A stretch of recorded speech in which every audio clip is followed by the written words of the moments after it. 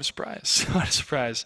All right, well, let's talk about Simple Tankers versus Top Tier. So Simple Tankers right now is currently 6th in their division out of 8. It's a tough place to be. And they had a loss last week against Fun Gaming, which was an upset based on the amount of time, the veterans that Simple Tankers are. Let's not harp too much about boo-hoo Simple Tankers. This is a team that still has a chance. This is a team that has rallied together in the past, and they definitely have the tools and the talent to make it happen. But they're going to have to keep moving upwards. They're going to have to keep making moves that have impressed us throughout the season. If they stick to those moves, I think this won't be the last time we're going to see Simple Tankers, at least in group play, when Week 7 is over. Now, Top Tier is 2nd place in the division. They're doing just fine. But the thing is, even though they had a good win against #RU, it took them a little bit of momentum to start. And they have been using the IS-6 here and there. Some teams have been bringing the IS-6 as well, so maybe the evangelism of the IS-6 from Valaccio is working. However, the thing is, a win for Top Tier in this series would solidify even further their 2nd place placement right now in the division. A win for Simple Tankers would rekindle that hope and get some of that fire back for this team that desperately needs it. And with that, Roadkill, this is going to be, I think, a nail-biter a bit for Simple Tankers. Yeah, they've got the pressure on, and I don't think they've felt the pressure quite like this in any of the past seasons. Season 1, Season 2, very clean cut. They got into the finals very easily. It was all good. Simple Tankers looked great. They brought it to Simp. They brought it to their opponents every single time. Season 3, they had to fight River of Blood. They did. And they had made this agreement, too. If you win your tiebreaker, we'll win our tiebreaker. That way we won't have to face each other in the playoffs, and both of them lost their tiebreakers. Or did Simple Tankers win and River Blood lost their tiebreaker? That was... No, it was... I think they both lost. They both lost. Either way, they were not in the situation that they wanted, and it was very unfortunate. But we were able to have Captain Blood join us for the Season 3 finals as a member of the team, you could say, helping us out. And he also gave some good insight in our little pregame show we had before the finals itself. So you can't discount the effect that Jay Smooth and Simple Tankers has had in our league. They are a great group of guys. They have fun. They're serious. And they also use all 10 members of their team. And that is another really, really unique thing from Simple Tankers. It was to see their players at the front of the audience and switch them out on different battles on different maps. It is a very interesting thing to see that. And I'm wondering if teams are going to go towards that or away from it. I'm guessing away, probably. They're going to want to get their best 7. But Simple Tankers has such a pool of skill.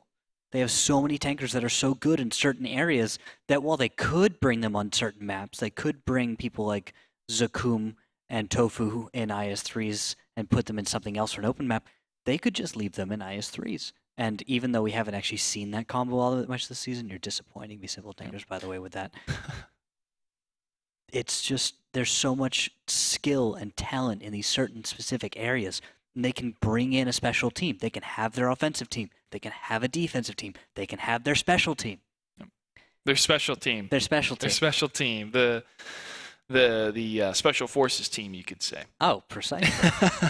Just absolutely disgusting levels of competency. Get in, get out, get the win. Well, we have one representative from one of the teams tonight. That's Rude Awakening from Top Tier. Hello, sir. Can you hear me? How's it going? He can hear me. I'm doing good. All right. Awesome. You're in a really good spot. 2nd place in your division. Did you suspect you would be in this place halfway through the season? Absolutely. We were aiming to be in 2nd or 1st place at this point in time. We know that Simp is a really strong team. We are fully aware of their skills and their calling, and we are aiming to beat them and to be as good as them in the near future. Now, did you expect Simple Tankers, your opponent, to be sitting where they are in the bracket today? Absolutely not. They're a really good team. I think they got a lot of bad luck recently, and we have completely not underestimated them. We know they're one of the top teams in WGLNA. Okay. Do you think that the fact that they're sitting down at the bottom might affect some of your players at all in the way that they're going to approach this? I think that they're going to play more aggressively. I think they're going to play really to win. They have to win. So we have to be prepared for their attacks. We have to be prepared for them to practice. So we practiced really hard this week as well. And actually, in the last 2 weeks, we had maybe 15 hours, 17 hours of practice. So we are prepared for them, but I know they're going to bring their A game, so we're going to be ready. All right, Rude Awakening, anything you'd like to say to the audience that's cheering for you before we start? I mean, hey, we're going to bring IS-6s, guys. We're going to do it. All right? All right, Rude Awakening, best of luck on the battlefield. Thank you. They're converting me, man. You heard it. You heard it. They're going to bring it. They're going to bring it. I used to hate it. I used to hate the IS-6, Yeah. and I'm starting to really buy in. It's difficult for me to start changing like that. I don't like heavy tanks as much as I like light and medium tanks. So. Let's take a look at the rosters real quick. No roster changes happened for these teams this time around. And, you know, I'm going to take a look again at Velacio for this matchup because he has been performing so well in the last 3 battles that we've seen, last 3 matches that we've seen. Yeah, I completely agree. Valacio's great. I'm looking at people like Wallhacks, Mournblade, if he shows up today, was always an excellent medium driver on a map like mine's being map of the week. Of course, top tier, Valacio and who was Explosionism are 2 players that I think are going to be key in the victory on the first map for today. That's the individual player performance. Rookkill, what are your rules for victory for these teams? Okay, first rule is simple solution. Simple tankers. Your opponent, top tier, loves to bring tanks like the IS-6. They like to bring weird strategies. You've heard it in the interview with Valacio before. He likes to do stuff that is different and that is unconventional and that is unexpected. Because you know your opponent is going to try stuff like that, I would not predict that they're going to bring the most conventional strategies. Therefore, you should be ready for that, and you have to be highly flexible or highly controlling, whichever one you want to be. Second rule is sound fundamentals. I'm going to be harping on this a lot. Simple tankers can do so much when they stick hard to those fundamentals, but when they break away in little areas, that's where they keep losing. When someone messes up here, someone is not in position, someone isn't as coordinated as the rest of the team, that's where things are falling apart. Same goes for top tier. That's where they can really make a big mistake. Now, top tier tactics is the third rule, and that is for top tier. They respect their opponent, and they better bring some top tier tactics today, or else they're looking at a loss. A loss, but still high in the division. I'm looking forward to this matchup, folks. As much as we want to see Civil Tankers succeed, because, you know, they're great guys. We've been having a lot of fun with them since the beginning of the season.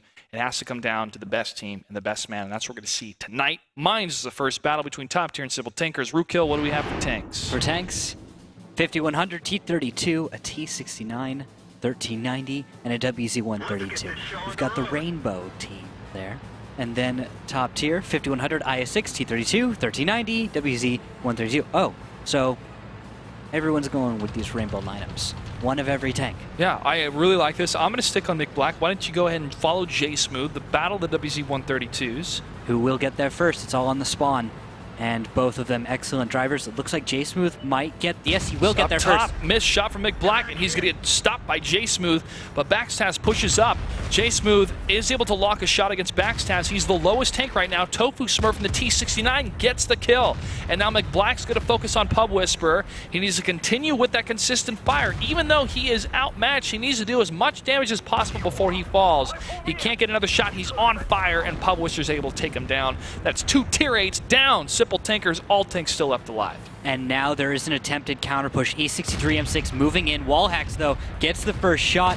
And now it is a 3v3 right below the hill. Reinforcements on the way. J Smooth moving in. HB sharing happening across the board, but E63 will be the first below the hill to die.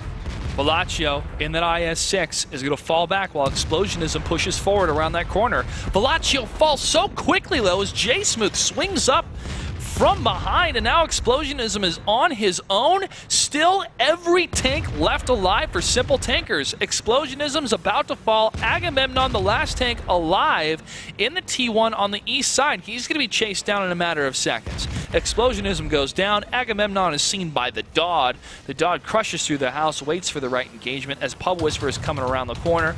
Dodd falls. Agamemnon waits for the reload, and he waits for the inevitable as Pub Whisperer crashes through and gets the kill. Simple Tankers takes battle number 1 in decisive fashion. That was incredibly well played. Both teams going for that old style of mines that we just love to see.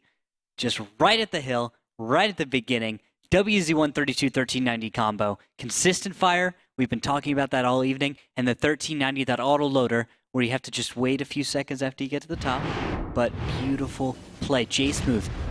This is how you win. Right there. That is what judged victory. His ability to stop his opponent. He stopped 2 of them, Backstaz and the WZ-132. They focus on the 1390 first, the one that can do more damage. Mick Black, he's trying to escape, and so one note that I made from Mick Black is if you know you're going to die, at least try to do a little bit more damage against that 1390 before you fall, because it's going to help your team. But again, that's that scramble of, I can maybe still live, and if you're focusing on trying to shoot rather than escape, it's two things, you know, kind of conflicting with each other. So I understand that. But wow, JSmooth, you take a look at the shot pattern, 9 for 11 in the WZ-132. And again, the initial point of the map, the first 2 minutes is where this tank is the strongest. Right after him, Wallhacks, 6 for 6. ZaKuum, 5 for 5. Tofu Smurf, 5 for 8. But in the T69, he's the finisher, so he's keeping that fire going. And right after that, Pub Whisperer, 4 for 4. Ah. Very well played. Simple Tankers showing today that they really brought it. Can they keep that up, though? Oof, that's the biggest question, because you saw one of the biggest matches that they had. I guess it was against #RU. They were up 2-0, and then #RU came back and won 3-2. So they can't be too cocky. They can't be overconfident. And the next map is going to be on Himmelsdorf, so it's not going to be as fast paced compared to Mines, and they're not going to be that WZ-132. Power play, you could say, coming out of JSmooth. Too bad, really. It would be cute to see light tanks on Himmelsdorf. I know I've done it in the team battle mode.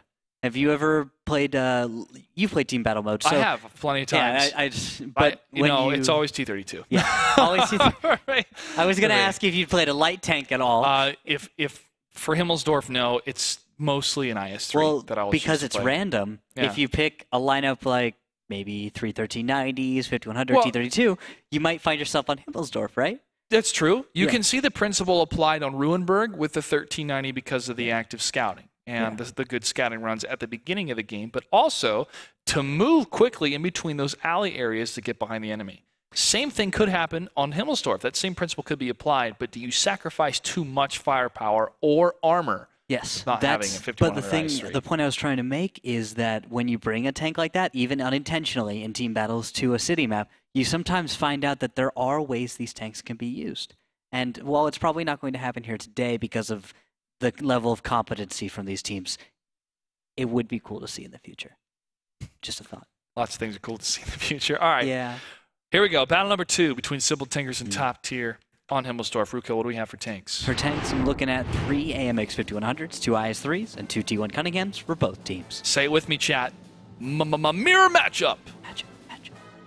First one we have for tonight. Hopefully not the last one. All right, E63M6, Memory Leak Explosionism are going to be heading towards the hillside, it looks like, as Top Tier is spawning to the south in the blue. Going to have Whiskey Dodd moving up in the T1 very early. It doesn't look like anybody's going to be in a position to pick him off on his opening move. No one from Top Tier, though, is going to the middle. That's a very interesting move. Yeah, not in the middle to have that little snipe fire going back and forth across the courtyard. But Sublime Banana, he's moving up on the western side, and then he's getting closer. No. Oh. No spotting yet. Timing. Whoop. Now something spotted. Oh. ZaKuum is to the front. It is the combo. They're back. ZaKuum Tofu Smurf. The battle buddies. Tofu Kume has returned. That's what I've called their combo. I like it. It's there. I like it. Well, Sublime Banana's fallen back. I'm looking at Top Tier right now, how they're adjusting to this. They're not sending any more tanks to the hill except one of the T1s to scout, and they're going to move back towards their flag cap and wait and see if Simple Tankers is going to be aggressive, as Rude Awakening predicted in the Skype chat we had with him earlier. Simple Tankers now pushing even further south. A little bit of ram damage from E63M6 and Memory Leak for 18 damage. And there's the reaction. Top Tier Perfect positions to counter this aggression. We're going to need a flank from Simple Tankers, and from that, probably a counter flank from Top Tier, or maybe just a breakout. Unfortunately, one of the shots from J-Smooth bounced off Memory Leak. They had a good firefight duel going back and forth here. Memory Leak's going to be on the reload, while J-Smooth will stick to his 3 shots. Tofu got hit, and yeah, Velaccio was the other one that got shot. And now they're moving up. They're inching ever so little bit up, and there's a crossfire waiting to happen. I don't think Top Tier should push forward because they're walking into it. Zakum. Oh, Velaccio gets hit for 443 from Zakum, and Sublime Banana pushes forward to cover his retreat. That IS-6 got hurt bad. Yes. And now here's the push-up. Pub Whisperer, autoloader, just gonna continue firing. He's got the kill. He's got the finisher. Zakum, though, stealing it out from under him. Well, what's important is that he's down. Now Memory Leak's trying to swing up above. He's got full 6 shots, and he's going to shoot from behind, but Tofu and Zakum are pushing forward. He doesn't have the shots, and now Whiskey Dog takes down Backstaz. So the T1 battles will continue between these tanks up towards the red flag cap of Simple Tankers, and Memory Leak can't get a shot because Simple Tankers has pushed forward, and they still have all their tanks, and Tofu Smurf gets the kill against Velaccio. And now there are 2 tier 8s left on the cap. Tofu and Zakum should be able to finish these guys off pretty easily. One more shot into Explosion. He should go down. Tofu lines it up, gets the kill. Look at that teamwork between those 2 IS-3s. Right through the crevice of the dead tank and the building. E63M6 is reloading. Tofu, Smurf, and Zakum are in a great spot, but they have to be careful of Memory Leak, who's right behind him. They've got to share their HP, and Zakum is pushing forward to make that happen. Memory Leak is solo, and he falls to Pub Whisperer, a shot from behind as he cruised forward in the 5100. Rude Awakening is still alive, along with E63M6, who gets shot from behind. Wow. Predicting that motion from the 5100, knew the likely position, and another crossfire has been lined up. Wallhacks gets the kill. Rude Awakening, last one alive. I am mightily impressed with Simple Tankers and how they were able to set up incrementally every block for a crossfire. And when they won the HP value in one firefight, they decide to push. And then they keep pushing. Then they keep pushing. Base is captured. Simple Tankers is able to take battle number 2. That was so crucial that they kept pushing because Memory Leak had full 6 shots and 2 IS-3s ready to go to town on. And it was funny because you saw Tofu Smurf looking at him going, nope, and he just kept moving. And then Memory Leak had no shots. He's out of the fight where they're pushing into, and he now has to catch up, and they kill another tank because of it. Yeah, and I think Tofu and Zakum were just absolutely beautiful in that. And I really want to make a point of this. These 2 IS-3s were exactly everything we want out of 2 IS-3s on this lineup. They create a crossfire. There's Tofu, Zakum across from each other. Any tank that peeks out to fire at Tofu is going to take a shot from Zakum. Once they get their advantage, they continue going forward. They ask for backup when it's appropriate. But once they have the advantage, they just went in. And they made every single shot between the 2 of them count. I absolutely love that. That is the kind of coordination that you need in World of Tanks. This is a team game. Individuals can shine, yes. But between the 2 of them, they were able to rack up more than 3K damage. And that is IS-3s being absolutely phenomenal. Very well done. Taking a look at the shot pattern. Wallhacks, 7 for 8. Tofu Smurf, 6 for 7. Zakum, 5 for 5. Pub Whisperer, 5 for 5. J-Smooth, 3 for 4. So you look at some of them, it's still a hit, just not a penetration. All penetration, all penetration. Tofu got the one miss. One miss from Tofu. And 1 miss from Wallhacks. That is exceptional levels of performance. Very. You can get 100%. That's great. I mean, that is absolutely phenomenal to get 100% in a battle, but missing only one shell and winning with such a decisive level of competency, I mean, it's fine. Take your 1 miss. That's great. I mean, it's beautiful. Can't get ahead of ourselves yet. At least Simple Tankers can't. Because they've been in this situation before, and then #RU came back and knocked them out. Top tier, 2nd place team in the division. You can't count them out just yet. Here we go. Battle number 3 on ENCE between these 2 teams. Rookkill, what do we have for tanks? For tanks, 3 AMX 5100s, 2 IS-3s, and 2 T1 Cunninghams for the Simple Tankers. Top tier, 3 5100s, 1 IS-3, 1 IS-6. Mirror matchup. Almost. Close. The IS-6. It looks like a mirror matchup, but there's like that little warped part in the corner of the mirror. The IS-6, yeah. You know? Windex matchup. Well, it's bent. It's like the mirror is slightly warped, and it makes you look like you have a weird face when you look at it. Yeah. Well, know? throw in the IS-6. It's still an IS. It's just in a, Steel it's in a Yusuf fun house of Stolen. mirrors. Yusuf Stolen, number 6. Yeah. So not a true mirror matchup, guys, but it was okay if you put it in chat. It still count. Count. I don't know. Okay. I maybe got a running tally. You keep a running tally in your desk? No. I thought I saw tick marks in a piece of paper. I was wondering what that was for. There's was so that many. Is that your T32 count? No, That's not that your was that was for our Independence That was T32 count. our Independence Day Freedom Marathon. No, I'm keeping track of storylines for the different teams and also patterns and maps. We keep track of a lot of things, Rookkill. Yeah, I really need to get organized. I've got this stack of papers as thick as a textbook in college. I really need to get those organized.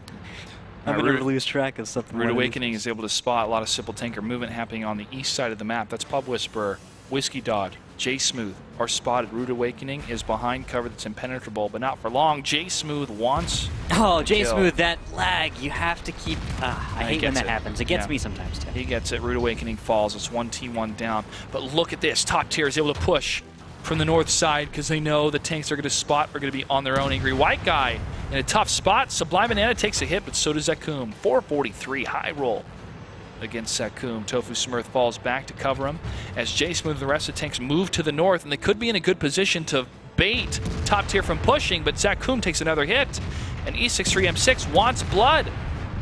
He's going to get it. Against him. And now Zakum, no matter what he tries, is not going to be able to do it. Velatio now closes the distance with Tofu. Tofu's going to try to look at Explosion, but he exposes the side of his turret. And it's over for him. Now only 2 Tier 8s are left alive for Simple Tankers. Yeah, they were too spread out. Top Tier knew it. They went to the north. Or they caught them completely off guard up there. And now it's only going to be J Smooth in the last tier. Well, Pub Whisperer is still alive, though barely. Okay. As Velacio's going to push in the IS-6, gets a nice shot against J Smooth. Backstabs could pick up a kill here. J Smooth gets hit again. And Velaccio will focus on Pub Whisperer. He gets the kill. Backstab is going to be a thorn in the side of J Smooth. 143 damage coming from the T1. Puts him on fire. And actually kills himself running into J Smooth. And J Smooth falls. T1 still alive here. 3 Tier 8s from Top Tier. The Dodd and the White Guy. Not getting it. Yeah, Rude Awakening MVP for this battle, able to spot those 3 tanks for that long. And Top Tier knowing, hey, if they're fully committed down there, guess what? We're fully committed to the north. Let's go. Roll out. Yeah, and that is a T1 winning a battle right there. Little things. That was it. Simple Tankers lost this battle because of a T1. That is where it starts. Yes, it was execution. Yes, it was all these other things, but that T1. That's what ignited. Pulled the trigger. Waiting for the official flying cap from the tanks on it. 9 more seconds left. Now the Dodd's going to hide. Deny those stats. That's all the Dodd can do. And only deny those delicious purple points. 3, 2, and 1. Himmelsdorf will go to Top Tier. We have ourselves a match between Simple Tankers and Top Tier as they put a point on the board. It's going to be dependent on what map we see. My prediction will be Prohorovka, and my prediction will be J Smooth in the WZ-132 once again. We'll see if that's true or not. Possibly. But will Top Tier be prepared for the traditional Simple Tankers right on over the middle strat? If the preparation is going to come down to how much time they've spent watching Simple Tankers, and they've had a number of weeks to prepare for this battle. They told us how many hours they were going in, and yep. A timeout has been called, so that means it's going to be 60 seconds added on to the other 60 seconds for tank choices. We'll have to verify with our admin who did call the timeout. But as we're waiting for that, we can take a look at the replay of that engagement that happened on Ensk once again, because I want people to understand how important scouting is. And you mentioned this too. They won because of a T1. Information is so key. They gather this information necessary in order to push. They know ZachKum is low. They go for him swiftly. Even though they're going to take some shots from Tofu, they go for the isolation principle. Take down the opponent that is the weakest first. Then they take down Tofu. With those two battle buddies that perform so well so far in this match, JSmooth and Pub Whisperer can't hold the line on their own, and they're doomed. Yeah, without ZachKum and Tofu there, who are exceptional. You saw that on Himmelsdorf. You saw that on every other battle we've ever seen them together as IS-3s. They are so good together. Kill them as quickly as humanly possible. If you find they are exposed at all, they have to die because they will do work. And because of that, that is something I've talked about weeks ago. Tofu, ZachKum, if they can be picked off, pick them off. Top tier. Knows that, and they're taking advantage of that. If they can continue to do that here on Cliff, which will be our next battle, which, by the way, that timeout called by top tier. Okay. So they are trying to stall for time. They need a little bit extra time to think about this, to get the momentum. To make sure more people have IS-6s in their garages, probably, is what they're of course. is what they're verifying for Cliff. We still could see a WZ-132 from JSmooth on this map. That's possible. I think it depends on the side a little bit. I would only want to bring a WZ-132 from the south. The south side? Yeah. The north, I'd pick something like a medium and object, 416. Object 416, that's true. North side is where we've seen tank destroyers used for defensive purposes and have worked. It's possible. Sort of. Yeah, but the lack of flexibility from a tank destroyer. That's the toughest thing. And then once it's gone, it's like, oh well, now we're down tier 8. We have no flexibility because of it. All right, well here we go. Battle number 4 between Simple Tankers and top tier. Simple Tankers is still up 2-1. Real kill. What do we have for tanks? For tanks, we have 2 T69s, 3 1390s for the side of Simple Tankers. They will also be bringing the 2 T1s, Angry White Guy, Whiskey Dot, traditional, and an IS-6, T69, and 3 1390s for top tier. Cool Hammer and Rude Awakening in those T1s. That IS-6, you call it. They have to get their IS-6 ready. Yeah, Velacio well, it's Velacio. He had it ready. He just had to make sure it was repaired and ready to go. And polished. And looking get fine. his emblems in order. Oh, it is a nice looking tank. It's a dominant tank. It actually doesn't have any special emblems. I'm disappointed in Velacio. Look, he's only got the default star. An IS-6 on the map itself is special in a good way. ES3X, M6 and Backstabs are Fallen Explosionism, who's leading the charge to the center of the map. Tofu and Pub Whisperer. Looks like they're leading for Simple Tankers. Tofu is way out ahead, actually. I don't see anyone. There's Pub Whisperer. I missed them. JSmooth. Oh, they're going to cut him off. JSmooth trying to get some early damage. It could be a little risky, especially with the counter crossfire from Memory League. Plenty of damage waiting to go on to JSmooth. There are the connections. JSmooth taking 673 damage. Reinforcements have arrived, but ZachKum is tracked. Wallhack's tracked. They might not be able to get enough damage back on this. This is too aggressive. Backstabs is the first to fall, but Explosionism takes down Wallhacks. E63M6 is getting lit up. They're trying to bait them towards JSmooth and then punish them as Tofu Smurf. However, Explosionism wants JSmooth, and now JSmooth pulls back as Pub Whisperer and ZachKum are going to focus on him, and he's on fire and he falls. Memory League takes down JSmooth as ZachKum takes another hit for 411. And now look at the health pools of members of Simple Tankers. Tofu sitting in a very pretty spot, but ZachKum so low. Pub Whisperer has just died. Velacio is going to probably be able to win this based on his hit points alone. Oh, ZachKum can't bounce here. Velacio's so close to getting the kill. He can't lock it in. And now, Tofu Smurf is going to be... Oh, ZachKum. Oh, can you dodge the Velacio? Memory League gets it. He reloaded in time.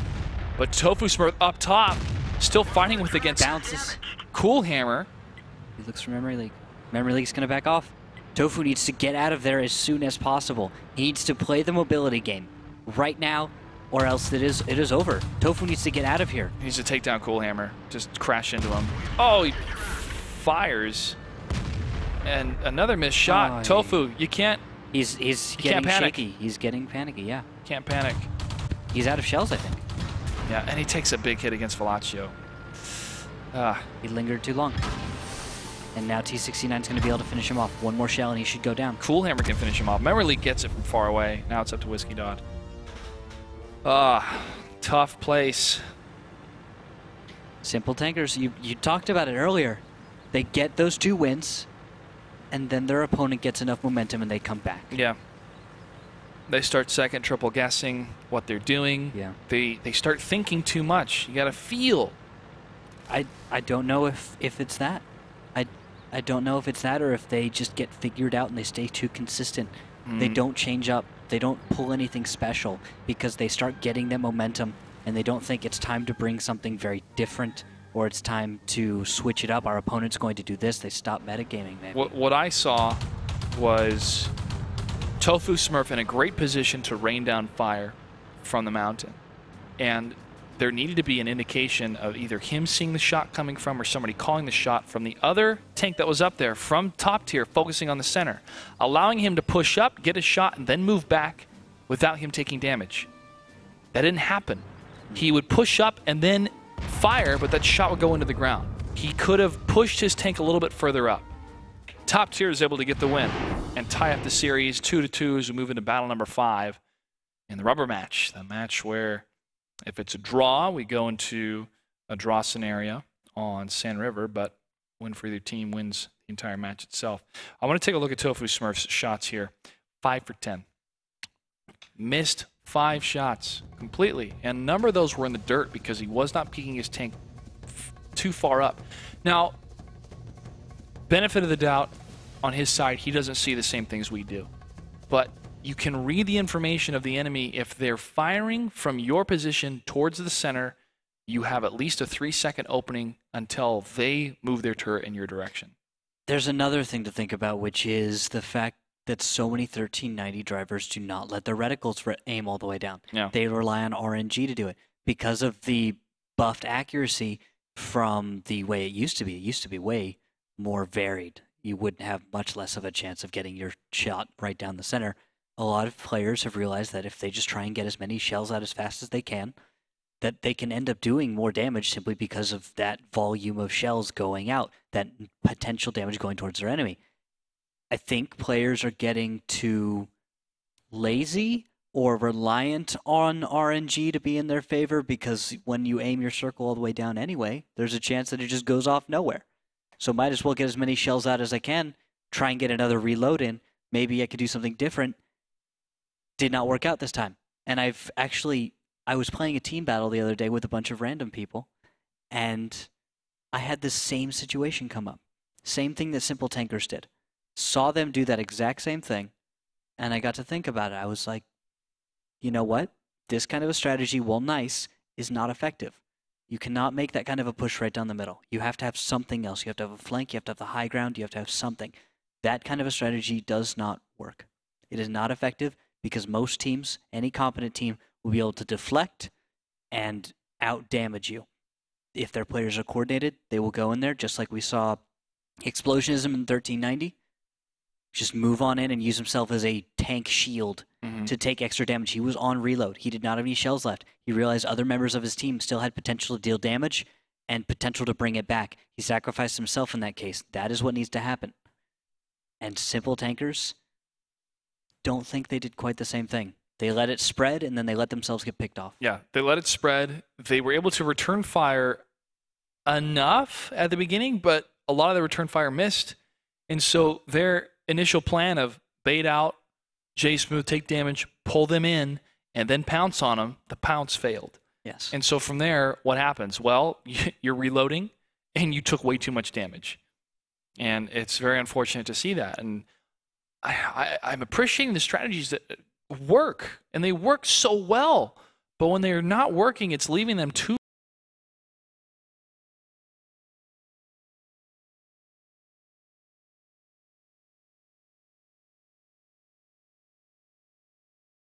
second place in the division needs this win to further solidify their standing in second place. Rookkill, what do we have for tanks? For tanks, we're looking at 3 AMX 5100s, an IS-3, and a 1390 for the side of Simple Tankers. Top tier, we'll be bringing 3 5100s, an IS-6, and 1390. Not a mirror matchup. Don't let him get you again, Josh. Yep. We can't count that one. Can't count it. It's an interesting lineup. Pub Whisperer The opening moves of these 1390s is very important. Pub Whisperer in the 1390 in the south for Simple Tankers, going for a city side opening run. He's going to be scouting into... We'll have to see which way he decides to go, because that will judge what he's going to try and find. He's trying to see if anybody's going to west of the city. He's able to spot Explosionism, and he's heading down the F crossroad. Oh, ZaKuum takes a shot from Bellaccio. He gets into cover. Okay. Nice heads-up play from Bellaccio. He was expecting Tank to move in that direction. He's going to keep inching forward. Fires towards ZaKuum again. It's like it's a bounce. Pub Whisperer is able to get a little bit of a damage out onto tanks moving into the Delta Village. E63 takes a hit. And there will be damage put out all over the... Wow, E63, 627 damage from Tofu Smurf? That must be Tofu. And there's more movement going on even. J-Smooth in the very north is putting pressure on Blindfire even towards the position of Agamemnon in the T1 from top tier. Simple Tankers is all over the map right now, and it is the first 2 minutes. This is something we don't usually see. Teams are much more reserved usually. Much more reserved, much more near the fountain. Yes.